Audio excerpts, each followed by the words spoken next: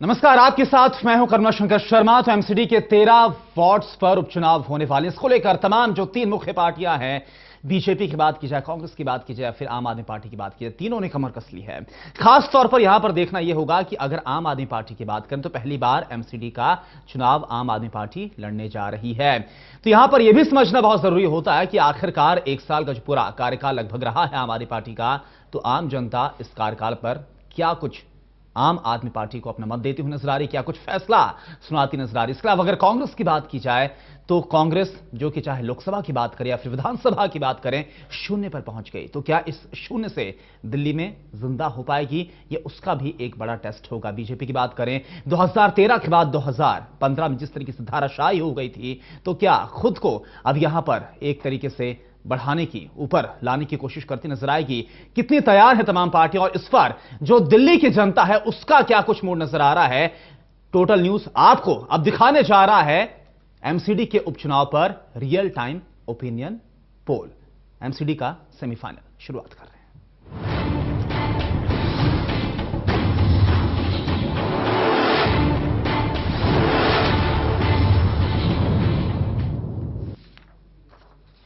तो चलिए कार्यक्रम की शुरुआत करते हैं। सबसे पहले आपका तारुफ कराना चाहेंगे हमारे तीन खास मेहमान से। हमारे साथ शंभुनाथ शुक्ला जी मौजूद हैं, वरिष्ठ पत्रकार हैं। हमारे साथ अनिल बंसल जी हैं, वरिष्ठ पत्रकार हैं। और हमारे साथ राज बिहारी जी मौजूद हैं, वरिष्ठ पत्रकार। आप सभी का बहुत बहुत स्वागत है हमारे इस कार्यक्रम में। आप सभी से लगातार हम बात करें, जिस तरीके से रुझान सामने आते जाएंगे, इनको समझेंगे क्या वजह है, इन तमाम चीजों को आपसे समझेंगे एक एक करके, जिस तरीके से रुझान सामने आते हुए नजर आएंगे। तो आपको बता दें कि एमसीडी का जो सेमीफाइनल है वो इसे समझा जा रहा है। 2017 में चुनाव होने हैं, अब 13 वार्ड्स में चुनाव हो रहे हैं। तो जाहिर सी बात है कि सबकी निगाहें इस पर टिकी हुई हैं। और चलिए अब सीधा रुख करते हैं काउंटिंग सेंटर का, जहां पर हमारे तमाम जो काउंटिंग ऑफिसर्स हैं वो अब तैयार हैं काउंटिंग बॉक्स को अब खोलने के लिए। और ये देखिए, वो लाल डब्बा है आपके सामने है, ये वो लाल डब्बा जिससे जी बिल्कुल। अब ये देखिए, हमारे जो काउंटिंग ऑफिसर्स हैं उन्होंने अब जो काउंटिंग बॉक्स है इसका ताला खोल लिया है और अब इससे धीरे धीरे करके जो तमाम रुझान हैं वो निकलकर सामने आएंगे। आखिर दिल्ली की जनता का क्या मूड है। 13 वार्ड्स पर उपचुनाव होने वाले हैं, 15 तारीख को मतदान होगा। लेकिन इससे पहले टोटल न्यूज आज आपको बताएगा कि राजधानी में दिल्ली की जनता का जो मूड है वो क्या कुछ कहता है। यह तस्वीर इस वक्त आप देखिए, आप देख पा रहे हैं किस तरीके से हमारे तमाम जो काउंटिंग ऑफिसर्स हैं उन्होंने अब तमाम काउंटिंग बॉक्स इस वक्त खोल लिए हैं। और कुछ ही देर के बाद धीरे धीरे करके जो आंकड़े हैं, जैसे जैसे हमारे सामने आएंगे, वो आंकड़े, वो अनुमान, वो रुझान, दिल्ली की जनता का मूड आपके सामने रखेंगे। वो मूड होगा जो बताएगा कि आखिरकार इस वक्त की स्थिति क्या है। तीन जो मुख्य पार्टियां हैं वो कहां पर आकर ठहर रही हैं, वो कहां पर है, उनकी स्थिति क्या है, ये सब कुछ बताएगा ये जो मूड होगा। चलिए इस बीच आपको बता दें कि जिस तरीके से कि उपचुनाव हो रहा है, 13 वार्ड्स पर उपचुनाव हो रहा है, तीनों पार्टियों की अगर बात करें, तीनों ने अपनी कमर कसी हुई। तीनों पार्टियां पूरी कोशिश कर रही हैं ताकि इस उपचुनाव में वो बेहतर से बेहतर प्रदर्शन करें। लेकिन इससे पहले हमने जानने की कोशिश की है राजधानी वासियों का जो मूड है वो क्या कहता है। इस पर आप देखिए रिपोर्ट।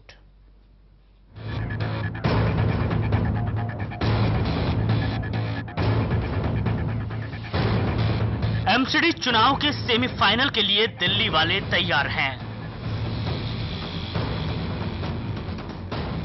15 मई को एमसीडी के 13 वार्ड पर उपचुनाव होने हैं। ये चुनाव भले ही कम सीटों पर हो, लेकिन इनकी अहमियत इसलिए बढ़ गई है क्योंकि दिल्ली में विधानसभा चुनाव के बाद पहला मौका होगा जब सभी पार्टियां अपने जनाधार को टटोलेंगी। चलिए आपको बताते हैं कौन कौन से वार्ड में उपचुनाव हो रहे हैं।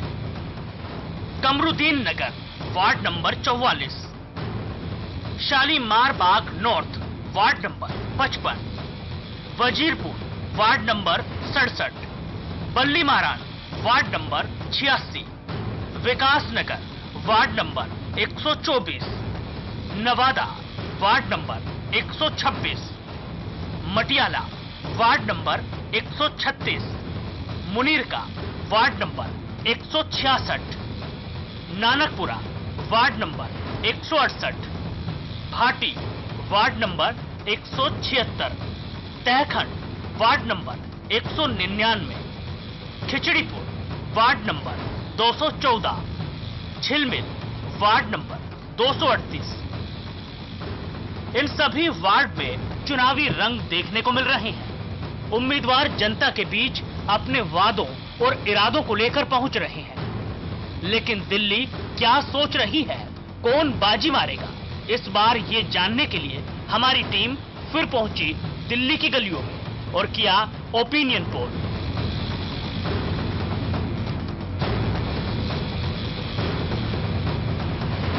हमने दिल्ली वालों से किया सीधा सवाल कि इस बार एमसीडी उपचुनाव में आप किसे जिता रहे हैं। लोगों ने इन सवालों के जो जवाब दिए वो हमारे पास सुरक्षित हैं, जो अब से कुछ ही देर बाद आप सबके सामने होंगे। तो थाम लीजिए अपने दिल को और तैयार हो जाइए, क्योंकि आपके सामने पेश होने जा रहा है टोटल न्यूज के सर्वे का रुझान।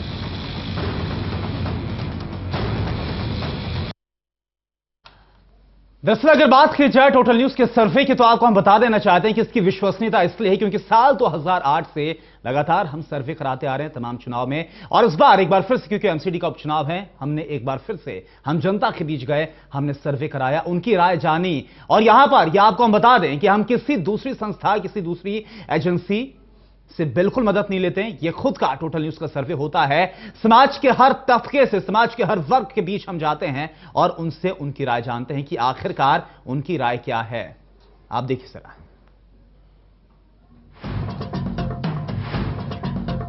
अपने सर्वे को सटीक बनाने के लिए हर बार हम जनता के बीच जाकर उनकी आवाज बनते हैं। सर्वे में हर वर्ग की राय को शामिल किया जाए, ये हमारा मकसद होता है। सीधे सवालों वाला कागज जनता के सामने रखा जाता है और जनता अपनी पसंद पर मोहर लगाकर टोटल न्यूज के पास सुरक्षित कराती है। जनता की उस राय को हम बिना किसी बदलाव के आप तक पहुंचाते हैं। जनतंत्र में हर किसी की अपनी स्वतंत्र राय है और उस विचार को बिना किसी भेदभाव के अपनी सर्वे रिपोर्ट में शामिल करना हमारी जिम्मेदारी। इस जिम्मेदारी को हम 2008 से ही निभाते आ रहे हैं। इस बार भी दिल्ली के कोने कोने में जाकर जनता की राय पूछी गई। टोटल न्यूज के सर्वे में हमारी टीम ने तय मापदंडों का पूरा ख्याल रखा। दिल्ली में 13 वार्ड पर एमसीडी उपचुनाव के लिए जनता का मूड जानने के लिए ये सर्वे 23 अप्रैल से 26 अप्रैल के बीच किया गया। हमारी टीम ने इन 13 वार्ड में 2597 लोगों की राय ली। हर वार्ड से 200 सैंपल लिए गए, जिसके लिए टीम के सदस्य हर वार्ड में 10 से 15 लोकेशन से सैंपल इकट्ठे करने पहुंचे।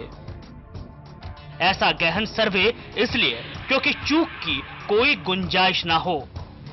दिल्ली में समाज के हर वर्ग से सवाल किए गए।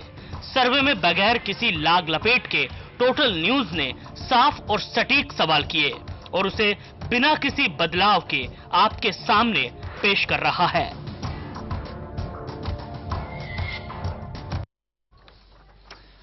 तो यह हमने आपको दिखाया इस रिपोर्ट के जरिए कि आखिरकार किस तरीके से जो हमने पूरे सर्वे है वो कंडक्ट हो रहा है। चलिए हमारे साथ अब कुछ ही देर के बाद रुझान आने शुरू हो जाएंगे। हम समझ सकते हैं किस तरीके से आप ये जानना चाहते हैं कि ये रुझान क्या क्या कहते हैं, और साथ ही साथ जो दिल के धड़कने हैं तमाम वो प्रत्याशी, तमाम जो पार्टियां हैं, उनकी भी काफी बड़ी होंगी कि आखिरकार क्या जो मूड है वो निकल कर आने वाला है। लेकिन इससे पहले हम तमाम मेहमानों के साथ उनसे बातचीत करते हैं। शंभुनाथ जी, आपसे मेरा सवाल है, क्या लगता है आपको, अभी हालांकि 2017 की बात कर लगभग 1 साल के बाद जो चुनाव है वो होने वाले एमसीडी के, लेकिन उससे पहले ये एमसीडी का उपचुनाव कितना अहम हो जाता है, इसके नतीजे कितने अहम हो जाते हैं? देखिए, एक तो इसलिए नतीजे अहम है कि कुछ ही महीनों बाद 2017 में चुनाव होने हैं। मुश्किल से 8-9 महीने बचे होंगे चुनाव पे जी, तो फाइनल रिजल्ट आ ही जाएंगे कि एमसीडी में क्या होगा। हाँ। पर एक बात जो फाइनल रिजल्ट में होगा वो यहां भी दिखाई पड़ रहा है कि तीसरा प्लेयर भी है। इसके पहले जो चुनाव हुए उसमें 2 ही प्लेयर हुआ करते थे, या तो कांग्रेस होती थी या तो बीजेपी। पहली बार है कि एमसीडी के चुनाव में कांग्रेस बीजेपी के अलावा आप पार्टी मैदान में है। अब ये आप पार्टी कितना बड़ा फैक्टर बनती है, क्योंकि 2013 और 2014 के विधानसभा चुनाव में जिस तरह का प्रदर्शन उसने किया है, उससे एक बात तो साफ है कि वो पार्टी भारी ताकत के साथ आई है, चाहे वो 2013 का रहा हो चाहे 2014 का रहा हो, और उसने बाकी पार्टियों को लगभग साफ ही कर दिया है। हाँ। तो ये एक नया प्लेयर के आने से क्या समीकरण बनेंगे ये चुनाव बताएगा। जी। वैसे ये जो आपका सर्वे है, आप जब से सर्वे कर रहे हैं और मैं यहाँ आ रहा हूँ, देख ही रहा हूँ बिल्कुल। कि पीछे दोनों विधानसभा चुनाव में आपके सर्वे बिल्कुल सटीक बैठे थे। बिल्कुल। इसलिए उम्मीद ये है कि सर्वे भी आपका सटीक होगा और कुछ देर में नतीजा आ जाएगा। बिल्कुल, कुछ देर की बात नतीजे आएंगे। राज बिहारी जी, आपसे जानना चाहूंगा कि ये जो इस बार लड़ाई होने वाली है, एमसीडी के इन वोट्स के लिए जो लड़ाई होने वाली, क्या लगता है यहां पर एक आपको ट्रायंगुलर फाइट नजर आती है या फिर आमने सामने की क्या स्थिति आपको नजर आ रही है? देखिए, पिछले जो 13 वार्ड हैं, हाँ। पिछले चुनाव में कांग्रेस इस बार किसी भी वार्ड में चुनाव नहीं जीती थी। या तो बीजेपी की जीते थे या इंडिपेंडेंट जीते थे। 7 बीजेपी जीती थी और 6 इंडिपेंडेंट और 1 राष्ट्रीय लोकदल से जीता। और इस बार अंतर यह है कि यहाँ जो सभी जो एमएलए हैं वो सभी आम आदमी पार्टी के हैं। इन सभी सीटों पे ये सारे एमएलए आम आदमी पार्टी के एमएलए हैं, तो उनका इस पे एक इज्जत दांव पे लगी है कि अगर वो नहीं जिता पाते हैं तो केजरीवाल क्या कहेंगे। क्योंकि केजरीवाल ने, अभी आपने देखा होगा, जहां चुनाव लड़ने की बात आई उनकी पीएसी में, पॉलिटिकल एडवाइजरी कमेटी में, कि 100 में से जब 90 सीट हम जीतेंगे वहां हम लड़ने की सोचें, हम 50% पे भी लड़ने की ना सोचें। तो ऐसे मतलब ऐसे में अगर हम इसका अर्थ निकालें तो इसका अर्थ यह है कि आम आदमी पार्टी 13 में से कम 11 या 12 सीट जीतने की उम्मीद लगा रही होगी, या उसको जीतना भी चाहिए। क्योंकि दिल्ली में 70 में से 67 सीट जीतने वाली आम आदमी पार्टी अगर इस 13 वार्ड में अगर 10 या 11 भी सीट ना जीत पाए, इसका मतलब है कि उसका जो एक लोकप्रियता है उसमें गिरावट आ रही है। दूसरी रही, क्योंकि कांग्रेस को ना उसमें खोना है ना कुछ पाना। अगर कांग्रेस 1 सीट भी पा लेती है या उसकी कुछ सीट वोटों में बढ़ोतरी हो जाती है, इसका मतलब कांग्रेस को बढ़ावा मिला, कांग्रेस बढ़त में है। अब यहां तक सवाल है बीजेपी का, क्योंकि बीजेपी इसमें 7 सीटें जीती है और उसके 2-3 लोग छोड़कर आम आदमी पार्टी में चले गए, जो आज जो एमएलए हैं। बिल्कुल। तो ऐसे में बीजेपी को अपना जनाधार साबित करने के लिए, क्योंकि जो झटका उसको मिला है दिल्ली विधानसभा चुनाव में, अगर वो अपनी 7 सीट भी नहीं जीत पाती है, चलिए 7 में से 6 सीट भी नहीं जीत पाती है, क्योंकि 12 में से अगर 13 में से अगर हम ये मान कर चलें कि भाई 50% सीट, अगर 7 सीट भी नहीं जीत पाती है, 6 सीट भी नहीं जीत पाती है, इसका मतलब है कि बीजेपी की जो लोकप्रियता पिछले विधानसभा चुनाव में जो खत्म हो गई थी, वो अब भी बीजेपी उसी ढर्रे पर चल रही है। अच्छा अनिल बंसल जी, एक बड़ी अहम बात की यहां पर राज बिहारी जी ने कि अगर बात की जाए सबसे बड़ा जो टेस्ट होगा वो होगा आम आदमी पार्टी का। आपसे जानना चाहूंगा, जाहिर सी बात है कि तीनों जो मुख्य पार्टियां, चाहे कांग्रेस की बात करें या फिर बीजेपी की बात करें या फिर आम आदमी पार्टी की बात करें, तीनों इस कोशिश में ज्यादा से ज्यादा उनके उम्मीदवार जीत कर आए। लेकिन आम आदमी पार्टी के लिहाज से सरकार उनके 1 साल से ज्यादा का लगभग वक्त हो गया है। कितना बड़ा लिटमस टेस्ट ये जो चुनाव है वो आम आदमी पार्टी के लिहाज से आप इसको देख रहे हैं? देखिए, आम आदमी पार्टी लोकल चुनाव जो नगर निगम का उसमें पहली बार पार्टिसिपेट कर रही है ना, तो इसलिए वो चाहते, तो जैसे यूपी में मायावती जब भी इस तरह के चुनाव होते हैं तो वो कहती कि हमको नहीं लड़ना है ना, वो सत्ता में, वो इवन विधानसभा के उपचुनाव भी नहीं लड़ती जब वो पावर में नहीं होती। तो उपचुनाव लड़ना एक रिस्क है।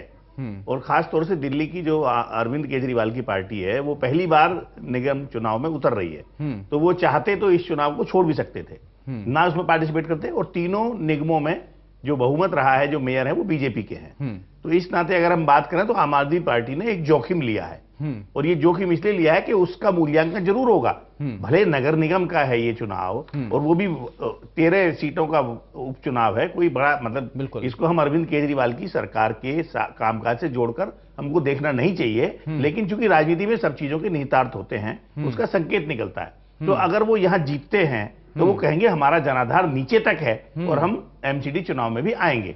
देखिए, बाकी राज्यों में जो स्थानीय बॉडी, देखिए सवाल इसमें था अनिल जी मेरा आपसे, क्योंकि देखिए अगर इन 13 वार्ड्स की बात की जाए तो 12 विधानसभा सीटों के अंतर्गत ये अलग अलग वार्ड्स आते हैं, यानी कि 12 इन सभी सीटों पर अगर हम देखें तो ये 12 की 12 सीटें आम आदमी पार्टी के पास, उनके सभी पर इसके एमएलए हैं। यानी आपको नहीं लगता क्या कि अगर ये जो फैसला होगा, जो मत होगा जनता का, वो ये भी बताएगा कि आपके जो विधायक हैं वो विधायक साहब कैसा काम कर रहे हैं, जनता तो उसको ध्यान में रखेगी। नहीं, देखिए विधायक में इसमें आप इसको मर्ज नहीं कर सकते। ठीक है, तब ये विधायक उनके नहीं थे, आम आदमी पार्टी के नहीं थे। आम आदमी पार्टी के पास दोनों तरह की दलीलें होंगी। अगर वो जीतते हैं तो वो कहेंगे देखिए भाजपा का सुपड़ा साफ है और हम तो बिल्कुल जीरो से शुरू हुए और हम जीत रहे हैं। अगर वो हारते हैं तो वो कहेंगे नगर निगम में हमारा कुछ है ही नहीं, है ना, वो हम तो विधानसभा चुनाव हारेंगे, तब हमारा आप मूल्यांकन करेंगे। तो पार्टियां अपने हिसाब से दलील देती हैं।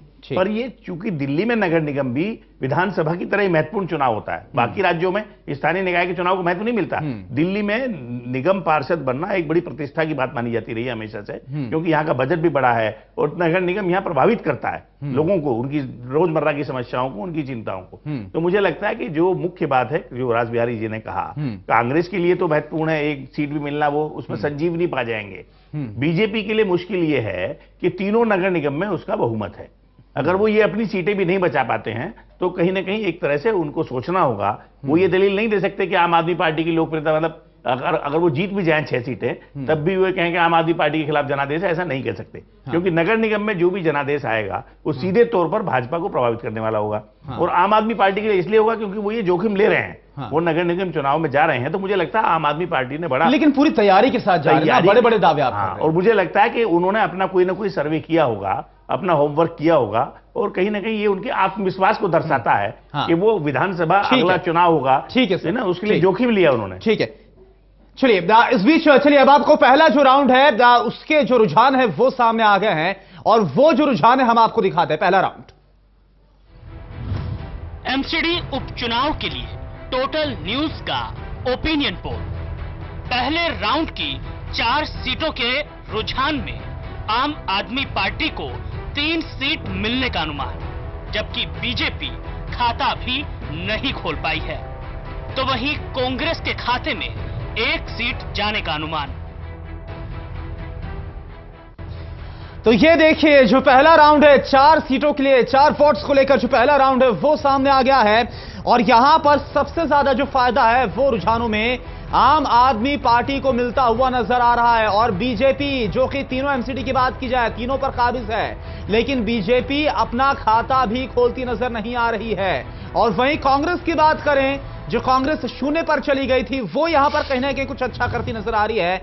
और 1 सीट पर इस वक्त जो कांग्रेस का रुझान है, जो 1 सीट पर बाजी मारती हुई नजर आ रही है कांग्रेस की अगर बात करें। और वहीं अगर वोट शेयर का अगर हम बात करें, वोट परसेंटेज की अगर हम यहां पर बात करें, तो करीब आम आदमी पार्टी को यहां पर 38.12% वोट परसेंटेज जाता हुआ नजर आ रहा है। और वहीं अगर बीजेपी की बात करें तो 26.06%, और अगर कांग्रेस की बात करें तो 26.02% कांग्रेस को जाता हुआ नजर आ रहा है। हालांकि यहां पर वोट परसेंटेज कांग्रेस का जरूर कम है, लेकिन 1 सीट कांग्रेस यहां पर निकालती हुई नजर आ रही है, जो अनुमान है। और जो बीजेपी है वो अभी फिलहाल शून्य पर है। तो ये जो आंकड़ा है वो आपके सामने है। अच्छा, इसके अलावा अगर बात की जाए अदर्स की बात करें तो अदर्स को यहां पर 1.5% वोट मिलता हुआ नजर आ रहा है।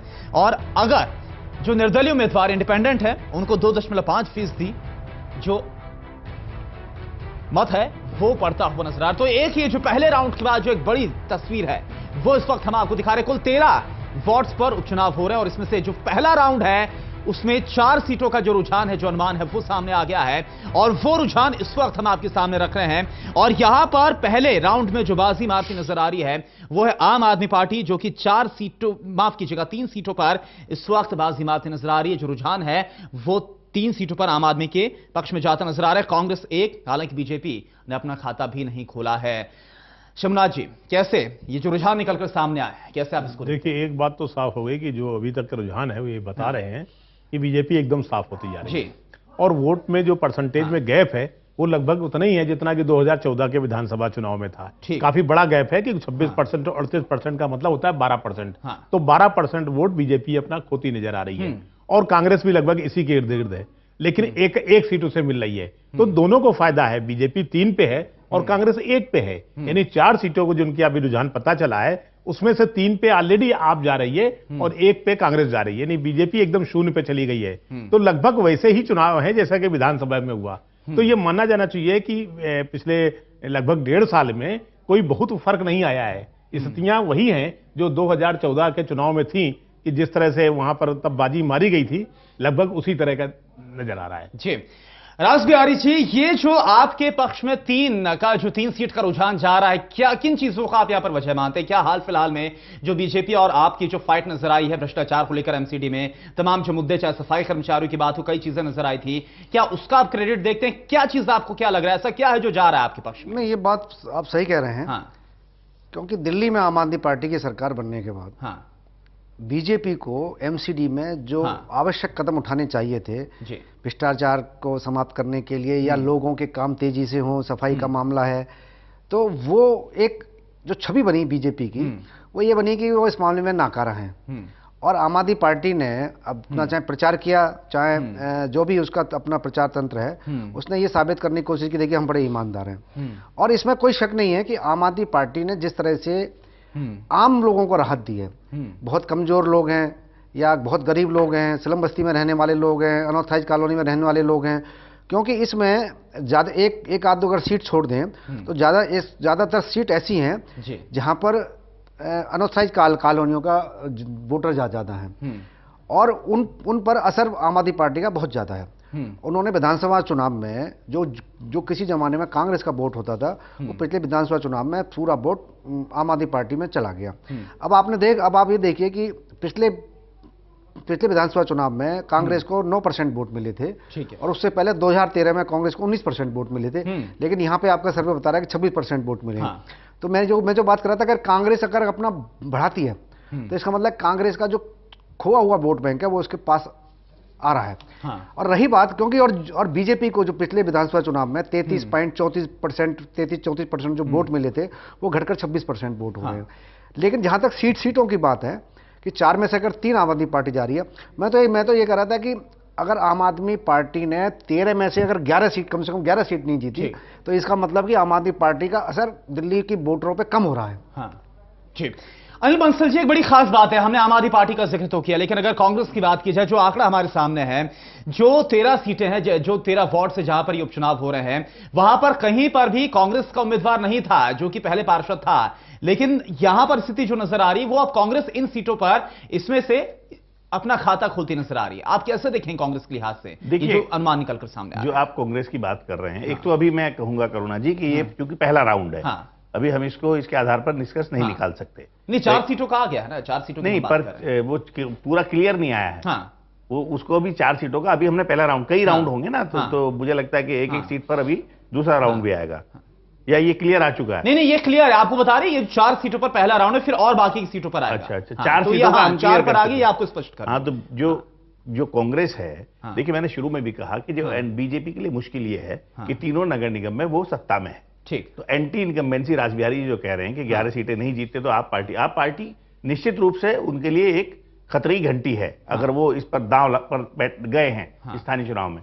लेकिन बीजेपी के लिए ज्यादा मुश्किल इसलिए है कि वो जो भी नतीजे आएंगे एंटी इनकम्बेंसी माना जाएगा। मान लो वो 6 सीटें अपनी नहीं बचा पाए तो एंटी इनकम्बेंसी है, क्योंकि तीनों नगर निगमों में उसी का प्रभाव है। कांग्रेस अगर वापस आ रही है तो बीजेपी के लिए और ज्यादा चिंता की बात है, क्योंकि वो बिल्कुल उसका सुपड़ा साफ हुआ और वो वापस आ रही है, तो इसका मतलब ये जो भी मतदाता है वो अरविंद केजरीवाल की सरकार के बारे में नहीं सोच रहा है, वो नगर निगम की वर्किंग के बारे में सोच रहा है, और वो बीजेपी के बजाय कांग्रेस की तरफ अगर शिफ्ट हो रहा है, तो ये एक बड़ी कांग्रेस के लिए उपलब्धि वाली बात है। यानी अनिल जी, आपको लगता है क्या कि जो हाल फिलहाल में जो चीजें हुई थी, जो पूरा एक हम देखा था सड़कों पर जो कुछ हो रहा था, हंगामा हो रहा था, ये स्थितियां, वो तस्वीरें बीजेपी के खिलाफ जा रही हैं?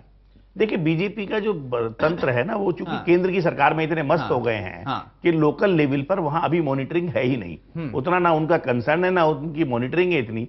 और कहीं ना कहीं दिल्ली में अभी ये निर्णय भी, मतलब पार्टी के संगठन के स्तर पर भी जो गुटबाजी है, और वहां आम आदमी पार्टी का अभी प्रभाव है।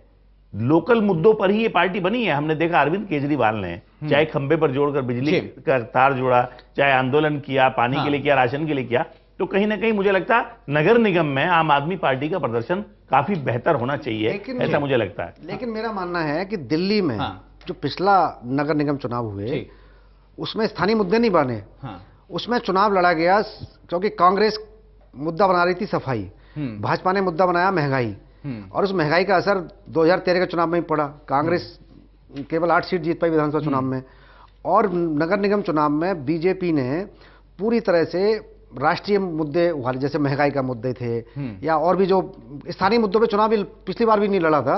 और मुझे लगता है कि दिल्ली में इस बार भी, मैं उपचुनाव की बात नहीं कर रहा हूँ, लेकिन दिल्ली में जो अगला चुनाव होगा उसमें भी नगर निगम स्थानीय मुद्दों के चुनाव पर नहीं लड़ेगा वो, क्योंकि चाहे केजरीवाल पार्टी क्षेत्रीय है, लेकिन केजरीवाल जो बातें करते हैं, वो जो निशाना साधते हैं, वो पहले निशाना कांग्रेस के नेताओं पे साधते थे, आज वो बीजेपी के बड़े आला नेताओं पे निशाना साधते जी। हैं, वो छोटे नेताओं की बात नहीं करते। हाँ। वो हमला बोलेंगे तो नरेंद्र मोदी पे हमला बोलते हैं, वो जेटली पे हमला बोलते हैं, अमित शाह पे हमला बोलते हैं।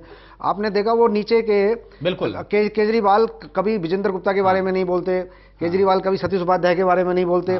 वो जो हमला करते तो हैं एमसीडी में तो लोग गली के मुद्दे के बारे में जिक्र करना चाहते हैं, इन मुद्दों पर कहां लेकिन ये जो उपचुनाव हो रहे हैं, हाँ। इसमें भी चुनाव ये है कि आम आदमी पार्टी या बीजेपी, मुद्दे तो इस चुनाव में है ही नहीं। मुद्दे सिर्फ इसमें चुनाव में सीधे सीधे हैं कि लोग आम आदमी पार्टी तरफ जा रहे हैं या लोग बीजेपी की तरफ रहेंगे या कांग्रेस का कुछ बढ़त मिलेगी या नहीं मिलेगी। सीधा सीधा मुद्दे तो इस चुनाव में है ही नहीं। मुद्दा तो सिर्फ यह है कि लोग केजरीवाल का साथ दे रहे हैं हाँ। या नहीं दे रहे हैं, लोग बीजेपी के साथ आ रहे हैं या नहीं आ रहे हैं। चलिए ठीक है, यहां पर वक्त हो गया, आऊंगा शमुना जी आपके पास भी आऊंगा, वक्त हो गया यहां पर एक बहुत छोटे से ब्रेक का।